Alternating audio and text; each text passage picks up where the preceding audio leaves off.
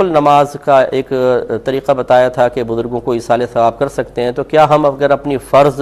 اور واجب عبادات ان کا ثواب کسی کو ایصال کریں تو کیا ان تک پہنچے گا اور ہمیں اس کی برکات حاصل ہوں گی کہ نہیں؟ دیکھیں، علامہ شامی صاحب رحمۃ اللہ علیہ نے فتاوی شامی میں، جس کو رد المختار بھی کہتے ہیں،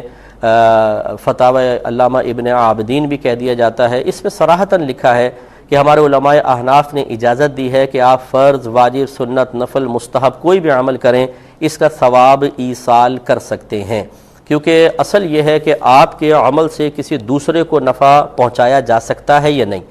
تو دعا جو ہے یہ بھی ہمارے ایک عمل ہے اور ایک عبادت ہے، بلکہ نبی کریم نے اس کا ارشاد فرمایا دعا مخ العبادہ، کہ دعا عبادت کا مغز ہے۔ اور آپ دیکھیں جب ہم یہ عمل کرتے ہیں اس سے دوسروں کو فائدہ پہنچتا ہے، میت کے لیے دعا کرتے ہیں، جنازے کے اندر ہے یہ دعا، اس کی مغفرت کی دعا کر رہے ہیں تو ان کو فائدہ پہنچتا ہے۔ اسی طریقے سے پھر بہت ساری حدیثیں ایسی ہیں کہ سرکار صلی اللہ علیہ وسلم نے جیسے قرآن پڑھ کے ایصال ثواب کرنے یا پانی کا صدقہ کرنے تاکہ اس سے مردے کو فائدہ پہنچے، اس کی باقاعدہ اجازتیں مرحمت فرمائی ہیں۔ تو جب یہ ایک بات ثابت ہو گئی کہ ہمارے عمل کا ثواب دوسروں تک پہنچ سکتا ہے، تو پھر ایک شرعی اصطلاح ہوتی ہے دلالت النص۔ دلالت النص کا مطلب یہ ہوتا ہے کہ اس طرح کی حدیثیں یا قرآن کی آیات دیکھنے کے بعد وہ قرآن کی آیات خود ہمیں نشاندہی کرتی ہیں کہ جب اس کا ثواب پہنچ سکتا ہے تو پھر ان کا بھی پہنچ سکتا ہے، کیونکہ ممانعت شرع نہیں ہے۔ اصل یہ نہیں ہے کہ نفل کا ثواب پہنچے گا، اصل یہ نہیں ہے کہ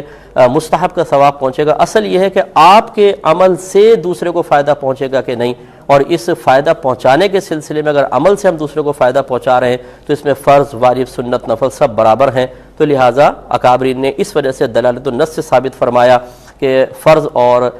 واجب کا ثواب بھی آپ ایصال کر سکتے ہیں۔ تو کرنے میں کیا حرج ہے، آپ کر دیں۔ اگر فرض کر لیں اس سوچ اور فکر کے اندر کوئی کمی کوتاہی ہے، کوئی نقص ہے اور وہ ثواب وہاں تک نہیں پہنچا تو آپ تو کوئی گناہ گار نہیں ہوئے، اور اگر پہنچ گیا تو پھر مردے کو بھی فائدہ ہو رہا ہے اور آپ کو بھی برکات حاصل ہو رہی ہیں۔ اس لیے ہمارے اکابرین کی جو سوچ اور فکر اور قرآن و حدیث پہ گہری نظر کا نتیجہ ہے اس سے فائدہ حاصل کریں، اپنی عقل کے گھوڑے دوڑانے کا کوئی فائدہ نہیں۔ اللہ تعالیٰ نے اکابرین پہ خصوصی رحمتیں، خصوصی برکتیں، خصوصی کرم فرمایا، رحمتیں نازل ہوئیں، برکتیں نازل ہوئیں، اس کی روشنی میں ان کو جو الہامات ہوئے ہیں، پھر قرآن و حدیث کے اچھی طرح جستجو کے بعد جو نتائج نکالے ہیں ان کو آپ اختیار کریں، اس میں بہت برکت ہے۔